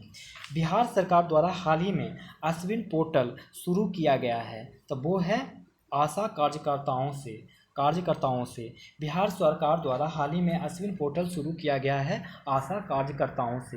हाल ही में भारतीय अंतरिक्ष अनुसंधान संगठन इसरो और मैप माई इंडिया द्वारा लॉन्च किए गए स्वदेशी भूस्थानिक पोर्टल का नाम क्या है? तो वो है भुवन।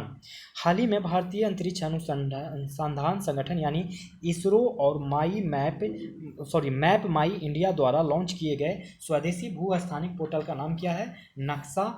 भुवन। एक बार फिर से देख लीजिए। हाल ही में भारतीय अंतरिक्ष अनुसंधान संगठन इसरो और मैप माई इंडिया द्वारा लॉन्च किए गए स्वदेशी भूस्थानिक पोर्टल का नाम क्या है? तो वो है भुवन। कौन सा राज्य सरकारी गोदाम से संबंधित जानकारी के लिए ई भंडारण व्यवस्था लागू करने वाला भारत का पहला राज्य बन गया है? तो वो है बिहार।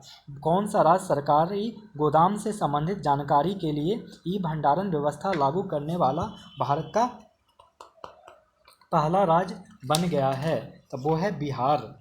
किस मंत्रालय ने व्यापक हस्तशिल्प समूह विकास योजना शुरू की है? तो वो है कपड़ा मंत्रालय।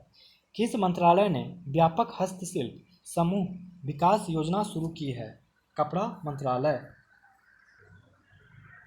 83 नंबर, भारत और निम्नलिखित में से किस देश के बीच समुद्री पर्यावरण में प्रवेश करने वाले प्लास्टिक से मुकाबला करने वाले शहरों पर समझौता हुआ है? तो वो हुआ है जर्मनी। भारत और निम्नलिखित में से किस देश के बीच समुद्री पर्यावरण में प्रवेश करने वाले प्लास्टिक से मुकाबले करने वाले शहरों पर समझौता हुआ है? तो जर्मनी। जापानी सरकार ने हाल ही में बेंगलुरु स्थित किस जापानी शिक्षिका को ऑर्डर ऑफ राइजिंग सन से सम्मानित किया? तो वो किया श्यामला गणेश। श्यामला गणेश। जापानी सरकार ने हाल ही में बेंगलुरु स्थित किस जापानी शिक्षिका को ऑर्डर ऑफ राइजिंग सन से सम्मानित किया? तो श्यामला गणेश। हाल ही में दुनिया की दूसरी सबसे ऊंची चोटी केटू के शिखर पर पहुंचने वाले दुनिया के सबसे कम उम्र के व्यक्ति बन गए हैं? तो वो बन गए हैं शहरोज काशिफ।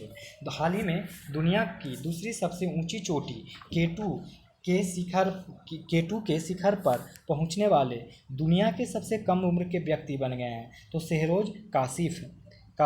अप्रैल 2021 में जारी विश्व प्रेस स्वतंत्रता सूचकांक में भारत की रैंक क्या है? तो 142। अप्रैल 2021 में जारी विश्व प्रेस स्वतंत्रता सूचकांक में भारत का रैंक है 142वां। निम्नलिखित में से किसने सर्वश्रेष्ठ अभिनेता महिला श्रेणी में राष्ट्रीय फिल्म पुरस्कार 2021 प्राप्त किया है? तो वो है कंगना रनौत। निम्नलिखित में से किसने सर्वश्रेष्ठ अभिनेता महिला श्रेणी में राष्ट्रीय फिल्म पुरस्कार 2021 प्राप्त किया है? तो कंगना रनौत। पुरुषों की टेस्ट मैच क्रिकेट में अंपायरिंग करने वाली पहली महिला अंपायर कौन बनी है? तो वो बन गई है क्लेयर पुलोसाक।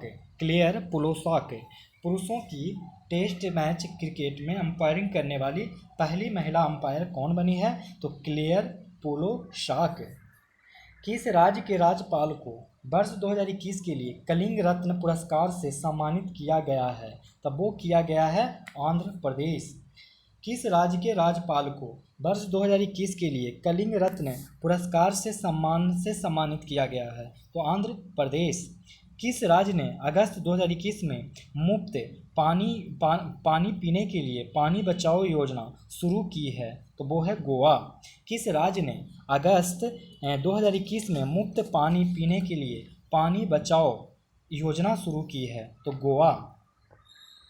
भारत ने 1 से 13 अगस्त 2021 को किस देश के साथ संयुक्त अभ्यास इंदिरा 2021 का 12वां संस्करण आयोजित किया? तो वो किया रूस में। भारत ने 1 से 13 अगस्त 2021 को किस देश के साथ संयुक्त सैन्य अभ्यास इंदिरा 2021 का 12वां संस्करण आयोजित किया? तो रूस। 16वां भारतीय यूरोपीय संघ शिखर सम्मेलन किस देश में आयोजित किया गया था? तो वो किया गया था पुर्तगाल में। 16वां भारतीय यूरोपीय संघ शिखर सम्मेलन किस देश में आयोजित किया गया था? तो पुर्तगाल। 93 नंबर। हाल ही में भारत और किस देश ने तस्करी को नियंत्रित करने के लिए संयुक्त गश्त का आयोजन किया है? तो नेपाल। हाल ही में भारत और किस देश ने तस्करी को नियंत्रित करने के लिए संयुक्त गश्त का आयोजन किया है? नेपाल। सोमनाथ मंदिर ट्रस्ट के अध्यक्ष के रूप में किसे नियुक्त किया गया है? तो नरेंद्र मोदी। सोमनाथ मंदिर ट्रस्ट के अध्यक्ष के रूप में किसे नियुक्त किया गया है? नरेंद्र मोदी। शीतकालीन ओलंपिक 2022 के 2 अलग अलग आयोजनों का लिए क्वालिफाई करने वाले पहले भारतीय एथलीट कौन बने हैं? तो वो बने हैं आरिफ अहमद खान। शीतकालीन ओलंपिक 2022 के लिए 2 अलग अलग आयोजनों के लिए क्वालिफाई करने वाले पहले भारतीय एथलीट कौन बने हैं? तो आरिफ अहमद खान। जुलाई 2021 में लेबनान के नए निर्वाचित प्रधानमंत्री के रूप में किसे नियुक्त किया गया है? तो वो नियुक्त किया है नजीब मिकाती। जुलाई 2021 में लेबनान के नए निर्वाचित प्रधानमंत्री के रूप में किसे नियुक्त किया है? तो नजीब मिकाती। स्वीडन की पहली महिला प्रधानमंत्री कौन बनी है? तो मैगडलेना एंडरसन। स्वीडन की पहली महिला प्रधानमंत्री कौन बनी है? तो मैगडलेना एंडरसन। सीमा सुरक्षा संगठन BRO ने पूर्वी लद्दाख में किस दर्रे पर 19,300 फीट की ऊंचाई पर दुनिया की सबसे ऊंची मोटर वाहन चलाने योग्य सड़क का निर्माण किया है? तब वो किया है उमलिंगा दर्रा। सीमा सड़क संगठन BRO ने पूर्वी लद्दाख में किस दर्रे पर 19,300 फीट की ऊंचाई पर दुनिया की सबसे ऊंची मोटर वाहन चलाने योग्य सड़क का निर्माण किया है? तो उमलिंगा दर्रा। नीरज चोपड़ा ने टोक्यो ओलंपिक 2021 में जैवलिन थ्रो में गोल्ड मेडल जीतकर इतिहास रचा है। उन्होंने कितनी दूर भाला फेंका? तो वो फेंका है 87.58 मीटर। नीरज चोपड़ा ने टोक्यो ओलंपिक 2021 में जैवलिन थ्रो में गोल्ड मेडल जीतकर इतिहास रचा है। उन्होंने कितनी दूरी भाला फेंका? 87.58 मीटर। विश्व जल सप्ताह 2021 का विषय क्या था? तो वो था building resilience faster. Building resilience faster विश्व जल सप्ताह जो कि 23 से 27 अगस्त 2021 के बीच मनाया गया, जिसका थीम था building resilience faster. Building resilience faster building resilience faster 23 से 27 अगस्त तक मनाया गया था। अब देखते हैं 101 नंबर। 101 नंबर का क्वेश्चन कह रहा है कि पाइथन 5 DRDO द्वारा विकसित किस प्रकार की मिसाइल है? तो वो है वायु से वायु। पाइथन 5 DRDO द्वारा विकसित किस प्रकार की मिसाइल है? तो वायु से वायु। माई ऑन मचगांव पुस्तक लेखक कौन हैं? तो वो हैं कैप्टन रमेश बाबू। कैप्टन रमेश बाबू। माई ऑन मचगांव पुस्तक लेखक कौन है? तो कैप्टन रमेश बाबू। 103 नंबर। निम्नलिखित में से किस व्यक्ति के जयंती पर प्रधानमंत्री नरेंद्र मोदी ने 125 रुपये का स्मारक सिक्का जारी किया है? तो वो है भक्ति वेदांत स्वामी प्रभुपाद। निम्नलिखित में से किस व्यक्ति की जयंती पर प्रधानमंत्री नरेंद्र मोदी ने 125 का स्मारक सिक्का जारी किया? तो भक्ति वेदांत स्वामी प्रभुपाद। मोहन कृष्ण बोहरा को साल 2020 के किस पुरस्कार से सम्मानित किया गया है? तो वो किया गया है बिहारी पुरस्कार से। मोहन कृष्ण बोहरा को साल 2020 के किस पुरस्कार से सम्मानित किया गया है? तो बिहारी पुरस्कार से। निम्नलिखित में से किसे अखिल भारतीय फुटबॉल महासंघ के द्वारा वर्ष 2020 से 21 के लिए emerging female football player of the year का अवार्ड दिया गया है? तब वो दिया गया है मनीषा कल्याण। निम्न में से किसे अखिल भारतीय फुटबॉल महासंघ के द्वारा वर्ष 2020-21 के लिए emerging female football player of the year का अवार्ड दिया गया है? मनीषा कल्याण। इथेनॉल प्रमोशन नीति बनाने वाला पहला राज्य है? तब वो है बिहार। इथेनॉल प्रमोशन नीति बनाने वाला पहला राज्य है Bihar. India's 71 year test the journey to triumph in Australia पुस्तक किसके द्वारा लिखी गई है? तो आर कौशिक के। इंडियाज का 71 year test the journey to triumph in Australia पुस्तक किसके द्वारा लिखी गई है? तो R Kaushik. BBC Indian sport women of the year 2000 पुरस्कार को से 2021 से किसे सम्मानित किया गया है? तो Koneru Humpy. BBC Indian sports women of the year पुरस्कार से 2021 में किसे सम्मानित किया गया है? तो कोनेरू हम्पी। नेक्स्ट देखते हैं। हाल ही में टेड डिक्स्टर का निधन हो गया। वे निम्नलिखित में से किस खेल से संबंधित हैं? तो क्रिकेट से। हाल ही में टेड डिक्स्टर का निधन हो गया। वे निम्नलिखित में से किससे संबंधित हैं? तो वो हैं क्रिकेट से। इंग्लैंड के ये क्रिकेटर थे टेड डिक्स्टर। नई दिल्ली में असंगठित श्रमिकों के राष्ट्रीय डेटाबेस ई श्रम पोर्टल किसने लॉन्च किया है? तब वो लॉन्च किया है भूपेंद्र यादव ने। नई दिल्ली में असंगठित श्रमिकों के राष्ट्रीय डेटाबेस ई श्रम पोर्टल किसने लॉन्च किया है? भूपेंद्र यादव ने। प्लास्टर ऑफ पेरिस बनाने के लिए जिप्सम को किस तापमान पर गर्म किया जाता है? तो 100 degree Celsius. Plaster of Paris जिसको कहा जाता है CaSO4 2H2O CaSO4 इसको 100 डिग्री सेंटीग्रेड पर तापमान पर गर्म करने पर यह पानी के 3/2 गुना अणु खो देता है।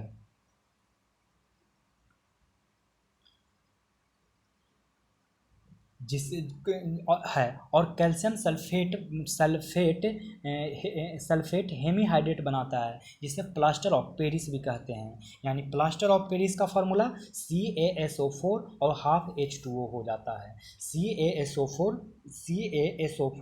और हाफ H2O। और जिप्सम का फार्मूला क्या होता है? जिप्सम का CaSO4 और 2H2O, CaSO4 और 2H2O। एल्युमिनियम का उपयोग खाना पकाने के बर्तन बनाने के लिए किया जाता है। एल्युमिनियम के निम्नलिखित में से कौन सा गुण इसके लिए जिम्मेदार है? तो इसका जिम्मेदार है अच्छी तापीय चालकता और उच्च गलनांक। अच्छी तापीय चालकता और उच्च गलनांक इसका जिम्मेवार है। एल्युमिनियम का उपयोग खाना पकाने के बर्तन बनाने के लिए किया जाता है। एल्युमिनियम के निम्नलिखित में से कौन सा गुण इसके लिए जिम्मेदार है? तो उच्च गलनांक और अच्छी तापीय चालकता। एक तत्व X का परमाणु क्रमांक 12 है। इनमें से कौन सी अक्रिय गैस X के निकटतम है? तो आप बताइए, इसका आंसर नियॉन हो जाएगा। इसका आंसर क्या हो जाएगा? नियॉन। आप देख लीजिए, एक चीज़ याद रख लीजिए कि helium, neon, argon, krypton, xenon ये सब अक्रिय गैस हैं। हीलियम का 2 होता है, नियॉन का 10 होता है, आर्गन का 18 और क्रिप्टन का 36 और इसका 54 होता है। अब जो भी इसके नज़दीक होगा आप एटॉमिक नंबर से याद कर लीजिएगा। इसमें देखिए नियॉन होगा, नियॉन 10 पे है, यहाँ 12 नंबर, तो ये हो गया। अमलगम का मिश्र धातु है। अमलगम का मिश्र धातु क्या है? तो देखिए वैसा मिश्र धातु जिसमें मरकरी उपस्थित होगा उसको हम मिश्र अमलगम कहेंगे। अन्य धातु सोडियम, जस्ता, सोना, चांदी हो सकते हैं। अन्य धातु कोई भी हो सकता है, लेकिन उसमें मरकरी हो उसी को हम अमलगम कहेंगे। अमलगम चांदी, टीन और मरकरी का मिश्र धातु है, जिसका उपयोग दांत भरने में किया जाता है। माने दांत को भरने में अमलगम का इस्तेमाल किया जाता है। जो चांदी, टीन और मरकरी, चांदी, टीन और मरकरी, जिसमें मरकरी हो उसी में अमलगम कहते हैं। तो ऐसा कोई ऑप्शन है नहीं, इसलिए ऑप्शन ई हो जाएगा। इंसुलेटर का विद्युत प्रतिरोध होता है तो असीम रूप से उच्च। इंसुलेटर का विद्युत प्रतिरोध होता है असीम रूप से उच्च। बिजली के बल्बों में निम्नलिखित में से कौन सी गैस भरी जाती है? तो वो भरी जाती है आर्गन और नाइट्रोजन। बिजली के बल्बों में निम्नलिखित में से कौन सी गैस भरी जाती है? तो आर्गन और नाइट्रोजन। एक युवा व्यक्ति की समान आंख के निकट दूर बिंदु है, तो वो दूर बिंदु कितना है? तो 25 सेंटीमीटर और अनंत है। एक युवा व्यक्ति की समान आंख के निकट 25 सेंटीमीटर और दूर बिंदु अनंत होगा। 118 दोपहर के समय सूर्य सफ़ेद दिखाई देता है। क्यों? क्योंकि प्रकाश कम से कम परिकिरणित होता है। दोपहर के समय सूर्य सफ़ेद दिखाई देता है क्योंकि प्रकाश कम से कम परिकिरणित होता है। अमीबा में भोजन का पाचन होता है। अमीबा में भोजन का पाचन होता है भोजन रिक्तिका में। अमीबा में भोजन का पाचन कहाँ होता है? तो भोजन रिक्तिका में। पाइरूवेट का कार्बन डाइऑक्साइड पानी और ऊर्जा देने के लिए विघटित होता है तो माइटोकॉन्ड्रिया। पाइरूवेट का कार्बन डाइऑक्साइड पानी और ऊर्जा देने के लिए विघटन होता है तो माइटोकॉन्ड्रिया में पाइरूवेट टूटकर CO2 जल और ऊर्जा देता है। पाइरूवेट टूटकर क्या होता है? CO2 जल और ऊर्जा देता है। 121 हवा में ध्वनि की गति तापमान बढ़ाने पर बढ़ती है। हवा में ध्वनि की गति तापमान बढ़ाने पर बढ़ती है। वायु में ध्वनि की गति ज्ञात करने का एक सूत्र होता है दोस्तों, वो सूत्र होता है V = 331 मीटर पर सेकेंड प्लस 0.6 गुना T। जितना टेम्परेचर होगा उसे 0.6 से मल्टीप्लाई करके 331 जोड़ देंगे तो निकल जाएगा हवा में ध्वनि की गति। निम्नलिखित में से, और उतने टेम्परेचर पर, मैंने टेम्परेचर का वैल्यू और 0.6 से मल्टीप्लाई, निम्नलिखित में से कौन ऊर्जा की इकाई नहीं है? तो ऊर्जा की इकाई कौन नहीं है? तो किलोवाट, ये ऊर्जा की इकाई नहीं है। बाकी सारा का सारा ये ऊर्जा की इकाई है। ऊर्जा का एसआई मात्रक क्या होता है? जूल। एसआई मात्रक जूल। अन्य मात्रक में न्यूटन मीटर किलोवाट, ये सारे के सारे हैं। हमारे हॉर्स पावर भी होता है। ठीक है। 123 परमाणु की संरचना में के बारे में निम्नलिखित में से कौन सा कथन गलत है? तो कथन गलत है 1 और 4, 2 और 3 सही हैं। पहले 2 और 3 देख लीजिए परमाणु की संरचना के बारे में। परमाणु का संपूर्ण द्रव्यमान नाभिक में केंद्रित होता है। सही। संपूर्ण रूप से परमाणु तटस्थ होते हैं। बिल्कुल सही। परमाणु एक अविभाज्य कण है। ये गलत है क्योंकि उसका इलेक्ट्रॉन, प्रोटॉन और न्यूट्रॉन में विभाजन किया जा चुका है। सभी परमाणु अपनी मूल अवस्था में स्थिर होते हैं। बिल्कुल स्थिर नहीं होते हैं। तो ये स्थिर नहीं होते हैं। सभी परमाणु अपनी मूल अवस्था में स्थिर नहीं होते हैं। परमाणु एक अविभाज्य कण नहीं है। तो ये सारे आंसर हो जाएंगे। देख लीजिए 124 नंबर, यदि आप किसी संक्रमित व्यक्ति के संपर्क में आते हैं तो निम्न में से कौन आपको बीमार कर सकता है? तो छींकने और खांसी ये बीमार कर सकता है। यदि आप किसी संक्रमित व्यक्ति के संपर्क में आते हैं तो निम्न में से कौन आपको बीमार कर सकता है? तो छींकने और खांसी से। किसी गतिमान वस्तु का जड़त्व निर्भर करता है। किसी गतिमान वस्तु का जड़त्व निर्भर करता है तो वस्तु के द्रव्यमान पर। किसी गतिमान वस्तु के जड़त्व निर्भर करता है वस्तु के द्रव्यमान पर। अब देखिए सूची 1 को सूची 2 से मिलाना है। कोवैक्सीन होल वायरन होता है। होल वायरन इन एक्टिवेटेड वायरस। कोवैक्सीन क्या होता है? होल वायरन इन एक्टिवेटेड वायरस। कोविशील्ड क्या है? तो कोविशील्ड है इनएक्टिवेटेड वायरस। कोविशील्ड कैसा है? तो इनएक्टिवेटेड वायरस, और कोवैक्सीन है होल वायरोन इनएक्टिवेटेड वायरस। अच्छा, जाइकोव डी क्या है? जाइकोव डी है डीएनए टेक्निक।